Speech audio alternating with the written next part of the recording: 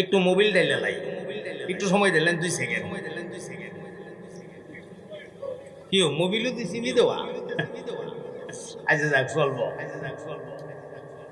এখন দিয়ে দুরূদ শরীফ ব্যাঙ্গা পড়ে, আল্লাহ গোহুম্মা সাল্লি গয়ালা আহলা। কেমনে পড়ে?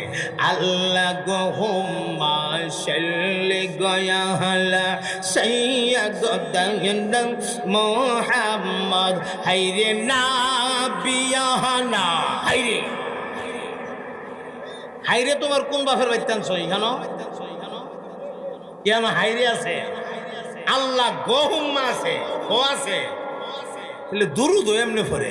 ওমা ওই দিন দিহি মুনাজাত করতে গিয়া কোরআন শরীফের আয়াত এমনি পড়ে, রব্বানা রব্বানা ইয়া রব্বানা ইয়া রব্বানা হাইরে জালামনা ইয়া জালামনা ইয়া জালামনা।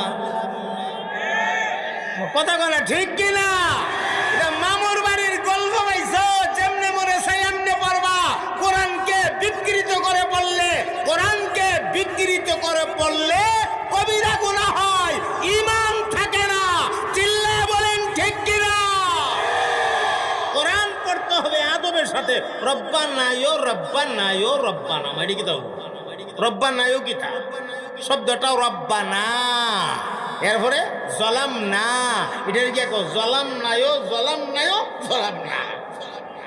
কোন কোরআনও বেঙ্গা। আচ্ছা আপনারা মসজিদের ইমাম সাহেব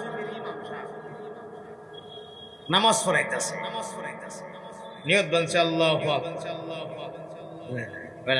শুরু করছে আলহামদুলিল্লাহি রাব্বিল আলামিন গো আর রহমানির রহিম গো মালিকি ইয়াউমিদ্দিন গো।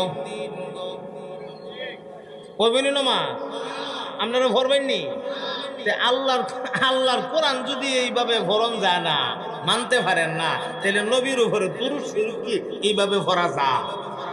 এটা মেনে নেওয়া যায়? একটা উদাহরণ দিই। আরে কত লম্বা হয়ে যেতেছে, কষ্ট হইতেছে। হাজরাবাড়ির মানুষ, একটা উদাহরণ দেওয়া যায়।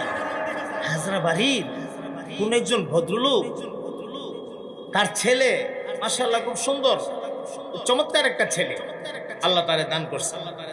তো একদিন সকালবেলা ছেলেটা গোসল টোসল দিয়া পই পরিষ্কার হইয়া মাথার চুল আশ্রে পরিপাটি কইরা এরপরে সুন্দর করে জামা টামা শার্ট টাট পিন্দা প্যান্ট ট্যান্ট লাগায়া আবার একটা